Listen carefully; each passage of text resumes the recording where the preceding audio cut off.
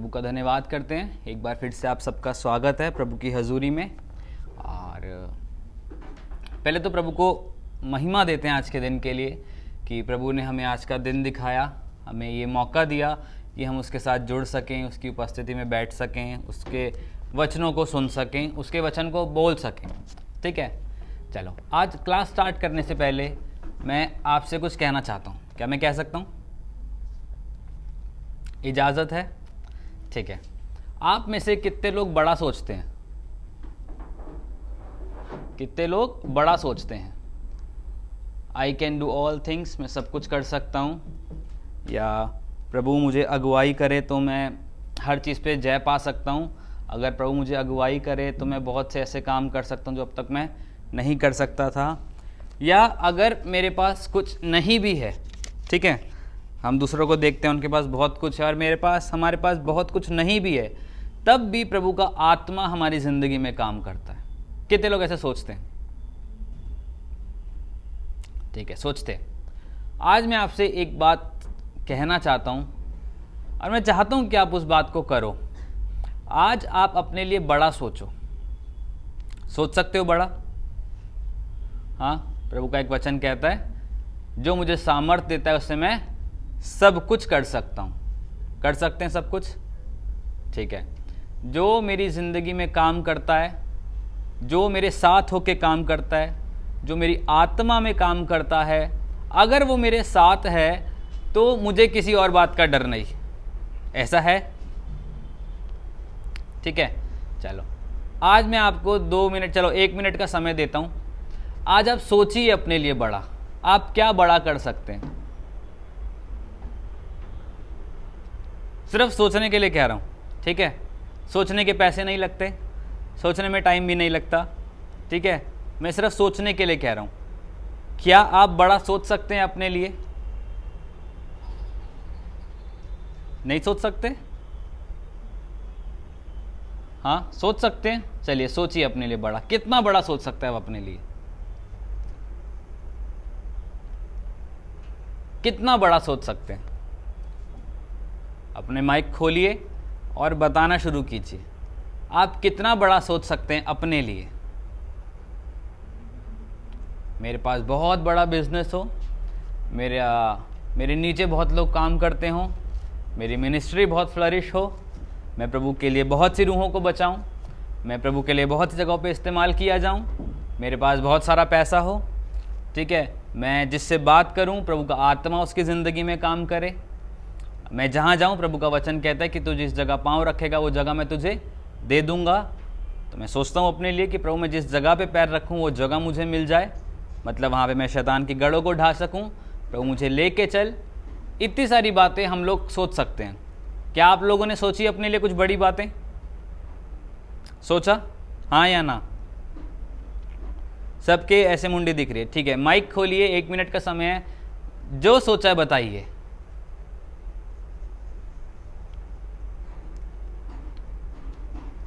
बताइए बताइए, स्टार्ट कीजिए।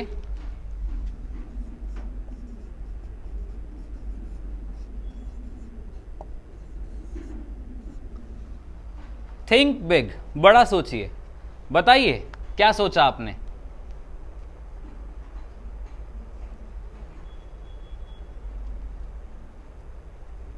बताओ बताओ, जल्दी बताओ, टाइम जा रहा है।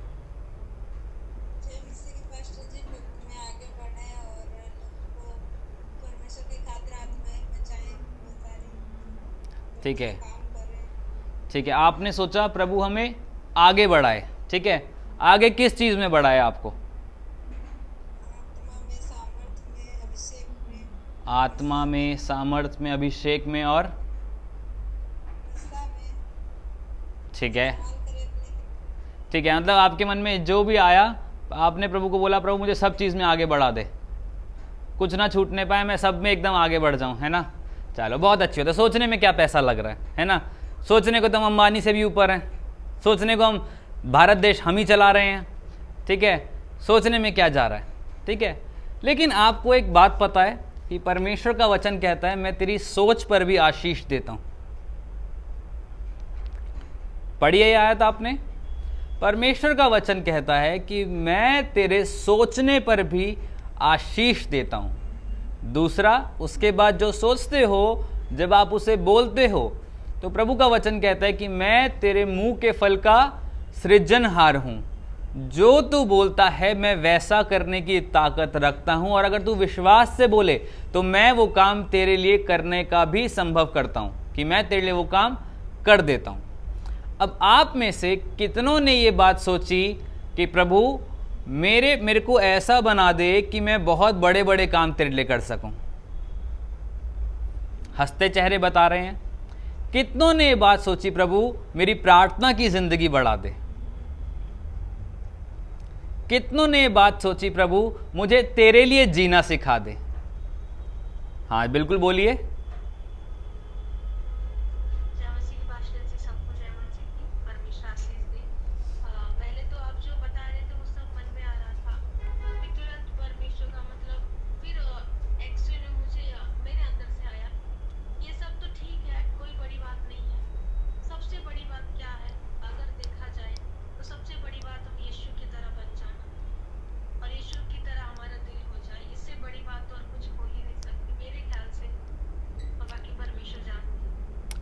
ठीक है, तो हम यीशु की तरह बन जाएं।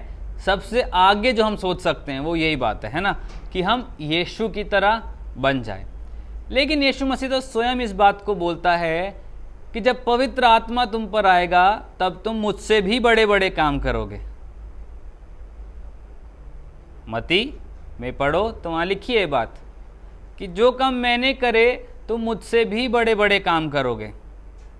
ठीक है, चलो, तो सबसे बड़ा ठीक है, हम इस बात को मान सकते हैं कि जैसा यीशु है हमें वैसा बना दे। ठीक है, चलो, आप वैसा बनने के लिए जो आपने भी बातें बोली, ठीक है, वैसा बनने के लिए आप क्या कर रहे हो?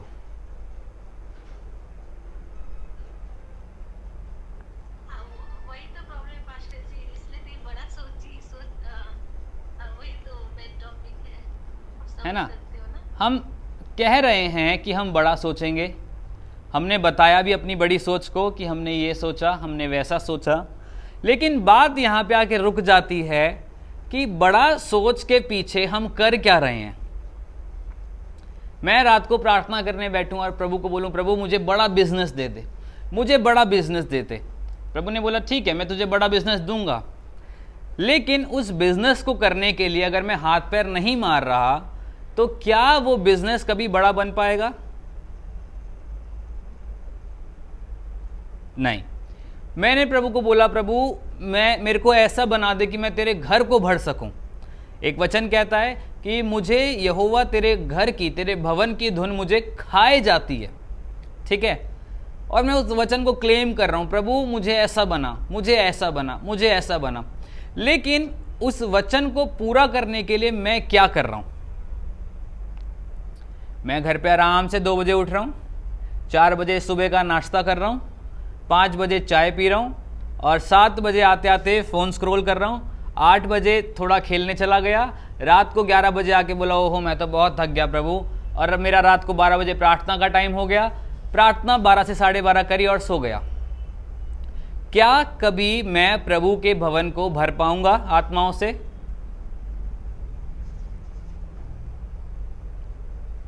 मैंने बोला प्रभु को, प्रभु मेरे को ऐसा बना दे कि मैं तेरे घर को भर सकूं, तेरे घर की धुन मुझे खाए जाती है, लेकिन उसके लिए मैं कुछ कर नहीं रहा, तो क्या वो काम कभी पूरा होगा? नहीं हो सकता। मैं बोलूं प्रभु इसके ऊपर बहुत बढ़िया सा डिज़ाइन बन जाए, अगर मैं मार्कर अपने हाथ में नहीं लूंगा, इसके ऊपर नहीं चलाऊंगा, तो क्या कभी इसके ऊपर डिज़ाइन बन पाएगा? ये वॉल हैंगिंग दिख रहा है आपको? किसी ने सोचा कि मेरे को ऐसा कुछ बनाना है, फिर उसने वो बनाया, जब वो अच्छा लगा तो उसने सोचा कि इसको मैं बेच भी सकता हूँ, वो बिका भी आगे और अच्छे दाम से उसे मुनाफा हुआ। ठीक है जी, हम जो सोचते हैं, हम जो बोलते हैं, उसको पूरा करने के लिए हम क्या कर रहे हैं? प्रभु मेरी आत्मिक जिंदगी बढ़ा दे। रात को ही किसी का मैसेज आया था मेरे पास, कल रात को या परसों रात को मैसेज आया था, पास्टर जी प्रार्थना कीजिए मेरी आत्मिक ज़िंदगी ऐसी बढ़ जाए कि बस मैं प्रार्थनाओं में ही रहूं। मैंने कोई रिप्लाई नहीं किया और कल रात को हम एक मीटिंग में गए और वहाँ पे पास्टर कुछ प्रचार कर रहे थे और मेरे दिमाग में वो बातें चल रही, प्रभु ये चीज़ भी बहुत अच्छी बोल रहे हैं, ये चीज़ भी बहुत अच्छी बोल रहे हैं, और मैं भी बोल रहा प्रभु मुझे आत्मा से भर, मुझे आत्मा से भर। लेकिन जब वापस घर आ रहा था तो प्रभु का एक क्वेश्चन मेरे दिमाग में आया, what you are doing for me. आत्मा से भरना एक अच्छी बात है, ठीक है, प्रभु के कामों को करना एक अच्छी बात है, ये हम सोच भी रहे हैं, बहुत अच्छी बात है, लेकिन उस सोच को पूरा करने के लिए हम क्या कर रहे हैं। प्रभु मैं तेरे लिए जीना चाहता हूं, मैं तेरे लिए जीना चाहती हूं, क्या कर रहे हो जीने के लिए। प्रभु मेरी आत्मिक जिंदगी बढ़ा दे, आप क्या कर रहे हो आत्मिक जिंदगी को बढ़ाने के लिए। क्या प्रभु स्वर्ग से उतर के आएगा और बोलेगा कि तू ये काम कर, या तेरी पीठ के पीछे वो छड़ी लेके खड़ा होगा कि बैठ प्रार्थना करने, नहीं तो मैं छड़ी लगाऊंगा। क्या ऐसा होगा? क्या ऐसा होगा? पॉसिबल नहीं है। ये अजीब सी बातें लगती हैं हमें, लेकिन हम फिर भी प्रार्थना करते हैं डेली, प्रभु मेरी आत्मिक जिंदगी बढ़ा, प्रभु मुझको और वरदान दे, और दान दे प्रभु। और हमें नहीं मिलते तो हम लोग बावले से हो जाते हैं, मैं ये प्रार्थना किया मुझे ये नहीं मिला, मैं वो प्रार्थना कर रहा हूं मुझे वो नहीं मिल रहा। क्वेश्चन इज, अगर आपको वो मिल भी जाए तो आप उसका क्या करेंगे, और उससे पहले आप उस चीज़ को पाने के लिए क्या कर रहे हैं।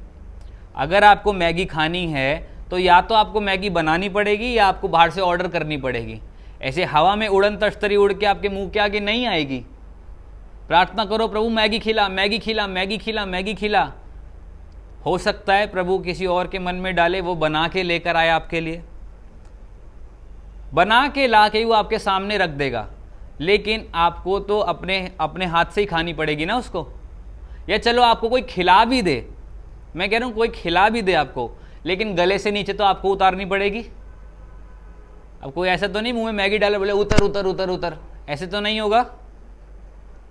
समझ पा रहे हो मेरी बात को। प्रभु स्वर्ग से उतर के आप लोगों के लिए आ गया, मेरे लिए आ गया, उसने हर काम को पूरा कर दिया, और अब उसका वचन कहता है कि मांगो तो तुम्हें दिया जाएगा, ढूंढो खटखटाओ तो तुम्हारे लिए खोला जाएगा। ठीक है, जब हम मांग रहे हैं तो हमें मिल क्यों नहीं रहा है। ऐसा है ना हम लोगों की जिंदगी में, हम लोग मांग रहे हैं कुछ चीज को, प्रभु ये दे वो दे ऐसा दे वैसा दे, सब मांग रहे हैं, लेकिन वो प्रभु होता हुआ नहीं दिख रहा, वो पूरा होता हुआ नहीं दिख रहा जिस स्पीड से हम पूरा होता हुआ देखना चाहते हैं। बात है कि हम उसके पीछे क्या कर रहे हैं।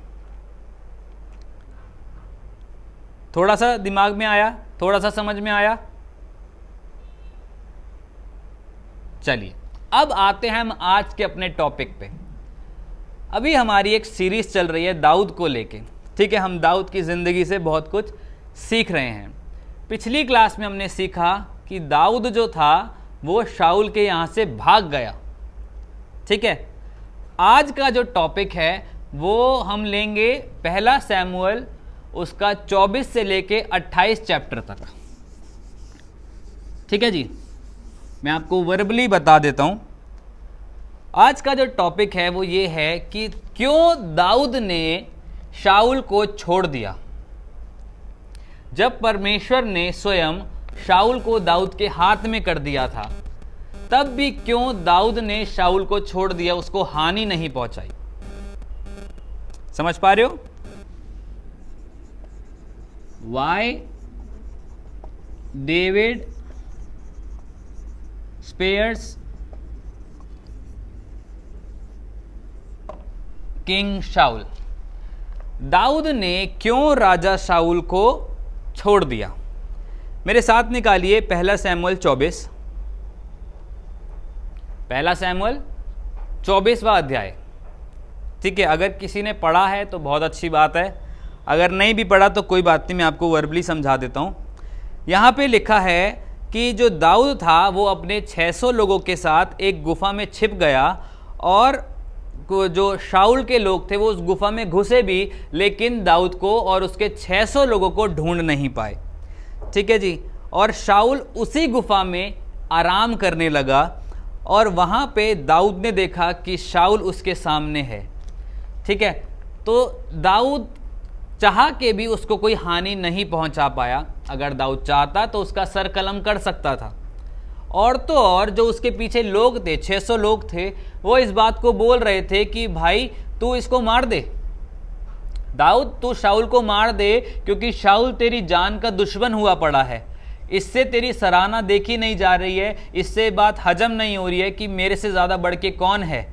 इसलिए दाऊद तू शाऊल को ख़त्म कर दे, ताकि ये किस्सा ही ख़त्म हो जाए और हम सही तरीके से आगे चल सकें, और जिस चीज़ का राजा होने के लिए प्रभु ने तुझे चुना है वो चीज़ तू कर सके।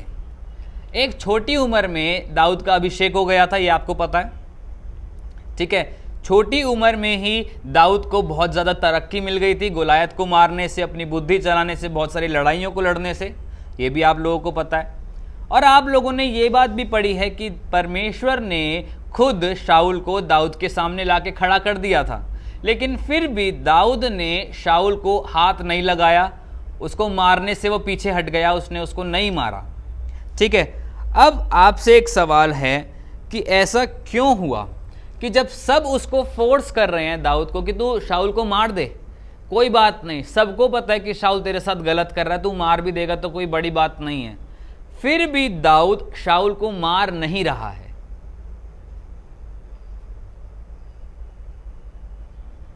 ये एक क्वेश्चन है आपके लिए।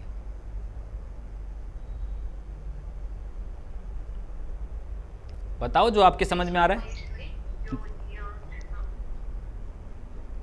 जी जी बताओ बताओ।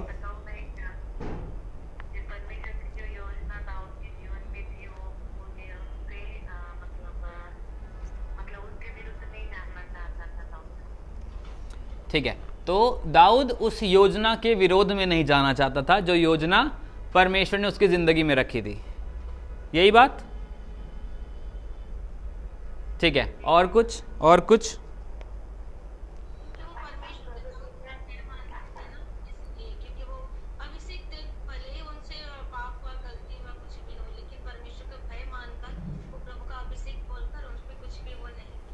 ठीक है, तो शाऊल को दाऊद ने परमेश्वर का अभिषिक्त माना और इसलिए उसको हाथ नहीं लगाया कि परमेश्वर ने उसको अभिषेक किया है। ठीक है, और कुछ।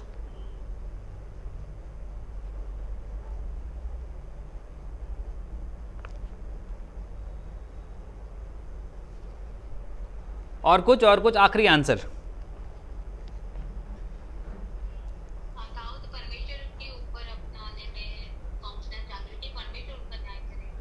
ठीक है, दाऊद इस बात को कहता था कि मेरा न्याय मैं नहीं करूंगा, परमेश्वर करेगा। ठीक है, वेरी गुड, बहुत अच्छे आंसर्स थे आप सबके। ठीक है, हम सबको पता है कि दाऊद एक लॉयल व्यक्ति था।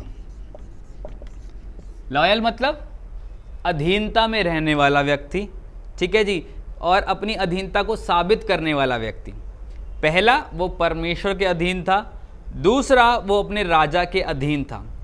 एक और शब्दों में अगर इसको हम समझाने बैठे तो इस बात को कह सकते हैं कि दाऊद इस बात को जानता था कि शाऊल चाहे कितना करप्ट क्यों नहीं है, वो चाहे परमेश्वर की बात क्यों नहीं मान रहा, फिर भी एक समय ऐसा था जब परमेश्वर ने खुद शाऊल को अनॉइंट करवाया था, शाऊल का नाम लेके उसे बुलाया था और शाऊल को पहला राजा होने के लिए नियुक्त किया गया था।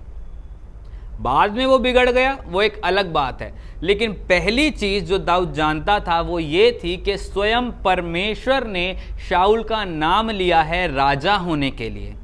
और अगर परमेश्वर ने किसी को राजा होने के लिए चुना है तो मैं उसको हाथ नहीं लगा सकता, वो चाहे कितना क्रूर क्यों नहीं है, क्रूअल क्यों नहीं है, मेरे प्राणों के पीछे क्यों ना पड़ा है, लेकिन अगर मैं परमेश्वर के लॉयल हूं तो मुझे अपने राजा के, मुझे अपने याजक के अधीन होना पड़ेगा, तभी मैं आगे बढ़ सकता हूं। समझ में आ रही है आपको मेरी बात? कि जब तक मैं लॉयल नहीं रहूंगा, जब तक मैं अधीनता में नहीं रहूंगा, तब तक मैं कितना भी कुछ क्यों ना कर लूं, मैं आगे नहीं बढ़ पाऊंगा। मेरे साथ निकालिए पहला सैमुएल 26 उसका 10 और 11। दाऊद के पास मौका था शाऊल को मारने के लिए, लेकिन फिर भी इस अधीनता के चलते, परमेश्वर की बात को माने जाने के चलते, उसने शाऊल को टच भी नहीं किया, उसने शाऊल को हाथ भी नहीं लगाया। पढ़िए 1 शमूएल 26 उसका 10-11। इसमें लिखा है, फिर दाऊद ने कहा, यहोवा के जीवन की शपथ, यहोवा ही उसको मारेगा, या वो अपनी मृत्यु से मरेगा, या वो लड़ाई में जाकर मर जाएगा। यहोवा ना करे कि मैं अपना हाथ यहोवा की अभिषिक्त पर उठाऊं। अब उसके सिरहाने से भला और पानी की सुराही उठा ले, और हम यहाँ से चले जाएं। जी, थैंक यू सो मच। तो उसने क्या बोला कि भला हो कि मेरे हाथ से उसको कुछ हानि ना पहुंचे, या तो वो युद्ध में मर जाए, या परमेश्वर उसका न्याय करे, या जो उसकी नेचुरल डेथ है उससे डेथ हो, लेकिन मैं उसको हानि नहीं पहुंचाऊंगा, मैं उसके सामने हथियार लेके नहीं जाऊंगा।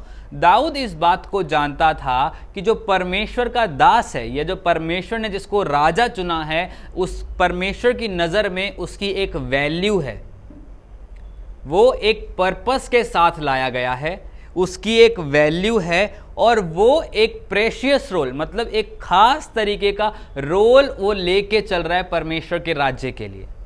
जब तक परमेश्वर ने उसको नाम लेके बुलाया, शाऊल बहुत अच्छा चलता रहा, लड़ाइयाँ लड़ी, अच्छा चला। लेकिन जब परमेश्वर ने उसको कुछ काम करने के लिए बोला, उसने वो काम नहीं किया, उसने परमेश्वर को डिसओबे किया, तो क्या वो राजा पद से हट गया?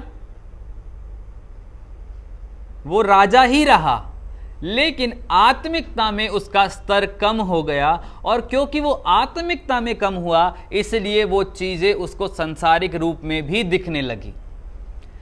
आप इस बात को समझिए कि परमेश्वर के साथ अगर आप लॉयल हैं, अगर आप परमेश्वर के साथ ईमानदारी से, वफादारी से चल रहे हैं, तो परमेश्वर आपकी जिंदगी की वैल्यू करता है, परमेश्वर आपके वादों की वैल्यू करता है, परमेश्वर आपके विश्वास की वैल्यू करता है, परमेश्वर आपकी ज़िंदगी की वैल्यू करता है, वो आपकी बातों की वैल्यू करता है।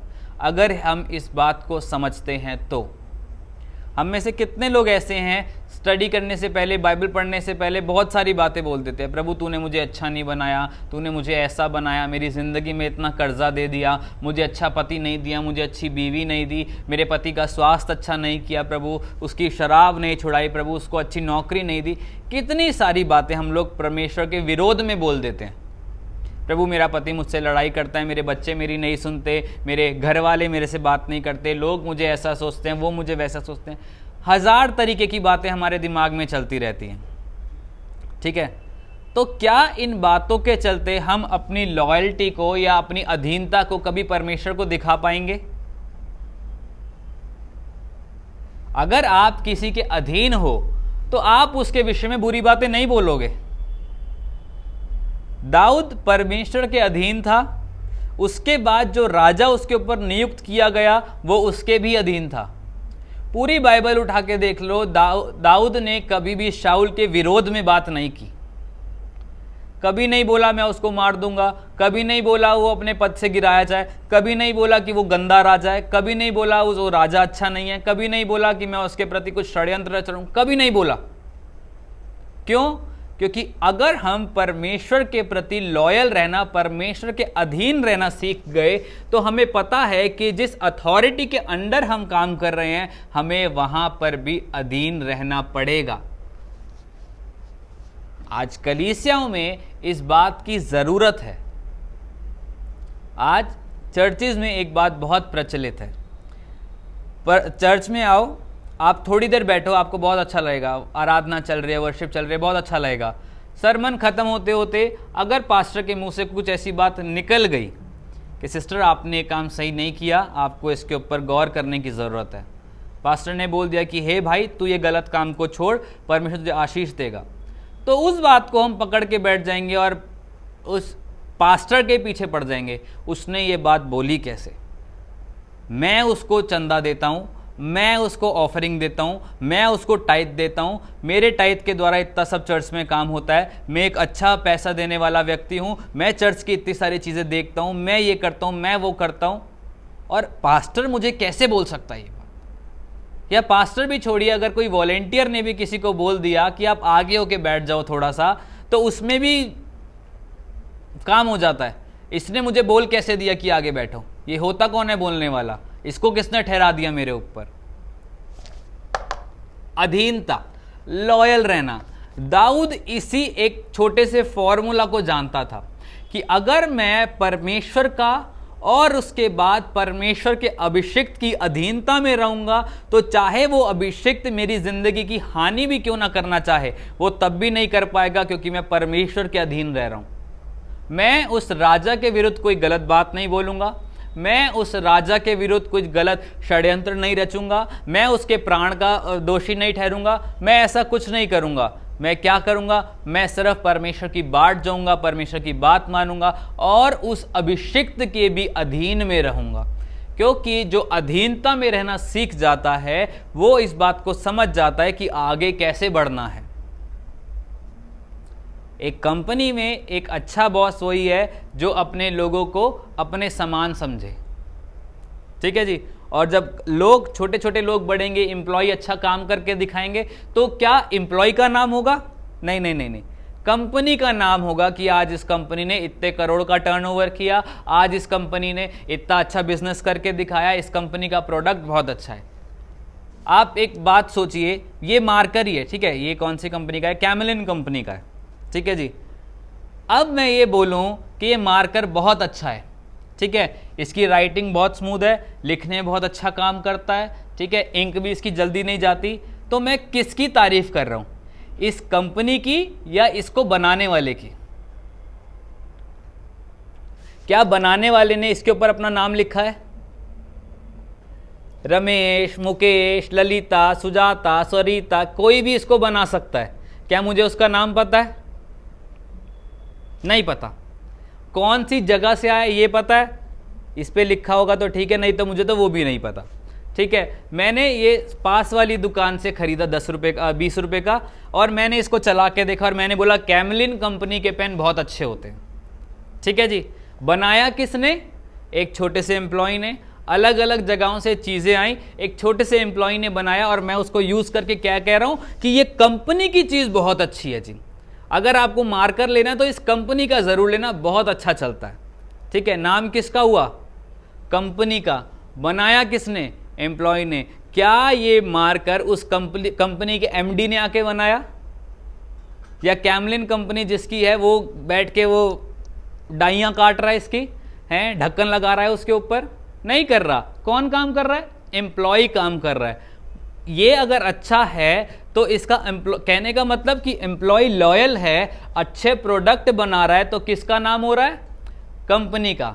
वैसे ही परमेश्वर के जब हम दास हैं, परमेश्वर के लिए काम करते हैं, तो इस बात को सोचिए कि हमें किसके अधीन रहना है। अगर हम अच्छा काम करके दिखाएंगे, अगर हम उसके राज्य के लिए अच्छी बातों को करके दिखाएंगे, तो किसका नाम ऊंचा होगा? परमेश्वर का, ठीक है। या हमें अपना नाम कराना है, आज मैंने बहुत अच्छी क्लास दी, आज मैंने बहुत अच्छा सरमन दिया, आज मैंने बड़े सारे चिन्ह चमत्कार किए, आज मैंने ये किया, आज मैंने वो किया। अगर मैं में रह गए तो अपने भी अधीन नहीं बन पाओगे और परमेश्वर के तो कभी नहीं बन पाओगे। और आगे बढ़ने की जो सीढ़ी है उस पे एक वो प्लेटफॉर्म वहीं का वहीं रुक जाएगा। अगर आगे बढ़ना चाहते हो, लॉयल्टी सीखो। किससे? दाऊद की जिंदगी से। आपके शत्रु चाहे आपको मारने भी क्यों ना आ रहे हों, शाऊल उसको मारने के लिए ही उस गुफा में ढूंढ रहा था कि दाऊद जहां मिल गया मैं वहीं पे उसको खत्म कर दूंगा, लेकिन परमेश्वर ने दाऊद के शत्रु को उसके सामने लाके खड़ा कर दिया और उसका टेस्ट किया। अब मैं देखता हूं कि दाऊद क्या करेगा, लेकिन दाऊद ने वहां पर भी उसको हाथ तक नहीं लगाया। उसके बागे का एक छोर उसने काट लिया और बोला कि ये निशानी है कि परमेश्वर ने मेरे शत्रु को मेरे हाथ में कर दिया था, लेकिन फिर भी मैंने अपने शत्रु को कोई हानि नहीं पहुंचाई। और जब समय आया तो क्या हुआ? दाऊद अपना समय आने से पहले ही राजा बन गया था। आपको पता है ये बात? आई थिंक आपको ये बात नहीं पता होगी। जब दाऊद परमेश्वर के साथ विश्वास योग्य रहा, परमेश्वर के साथ सही तरीके से चलता रहा, और दूसरी बात, पहला अधीनता में रहा, दूसरी बात जो दाऊद ने करी, वेट, इंतज़ार। आज आप में से, मेरे में से कितने लोग इंतज़ार कर रहे हैं? आप में से बहुत से लोग मैरिड हैं। जब आप खाना बना लेते हैं, ठीक है, मैं कुछ वाइफ्स हैं यहाँ पे, मैं आप लोगों से बात करता हूँ। जब आप घर का खाना बना लेते हैं शाम के लिए, ठीक है, आपके पति ऑफिस हैं, जॉब पे हैं, बिजनेस पे हैं, कहीं पे भी हो, जब आप खाना बना लेते हैं तो क्या ऐसा होता है कि आप खाना बनाते ही आप खा लेते हैं और बोलते हैं जब पति आएगा तो अपने आप खा लेगा? नहीं। क्यों? खाना तो बन गया, खाना तो बन गया। आपने टेस्ट किया, क्या बढ़िया खाना बना है, तो खाते क्यों नहीं हो? ठंडा करने के लिए क्यों छोड़ देते हो? आप क्या करते हो? इंतजार। किसका? जिसके लिए बनाया है, उसको खुश करेंगे हम कि वो आए, मैं उसका इंतजार कर रही हूं, मेरे साथ बैठे, अपनी बातों को शेयर करे और हम मिल के खाना खाएं। वेट करना पत्नियों से अच्छा कोई नहीं जानता। एक औरत की जिंदगी, ये मैं शादी के बाद इस बात को समझ पाया, एक औरत की जिंदगी स्टार्टिंग से लेके एंड तक इंतजार में ही बीत जाती है। समझ पा रहे हैं कुछ लोग मेरे को? बच्चे थे तो पापा का इंतजार, पापा आएंगे, पापा के साथ खाना खाएंगे, पापा आएंगे, जेब खर्ची देंगे। थोड़े बड़े हो गए तो शादी का इंतजार कि किससे मेरी शादी होगी, वो घर कैसा मिलेगा, वो परिवार कैसा मिलेगा, उसका इंतजार। उसके बाद चलते चलते आगे शादी हो गई तो अब शादी होने के बाद पति का इंतजार कि पति कब घर से लौटेगा, कब हम बैठ के खाना खाएंगे, कब मैं उससे अपने दिल की बात बोलूँगी, कब मैं उसकी बात सुन पाऊँगी। अब पति भी आ गया, अब बच्चों का इंतज़ार कि बीज पड़ गया है, अब 9 महीने इंतज़ार करो, अभी बच्चा आएगा आएगा आएगा। जब बच्चा आ गया, बच्चे को देख के बहुत खुशी हुई, अब उसके बड़े होने का इंतज़ार कि ये बड़ा कब होगा।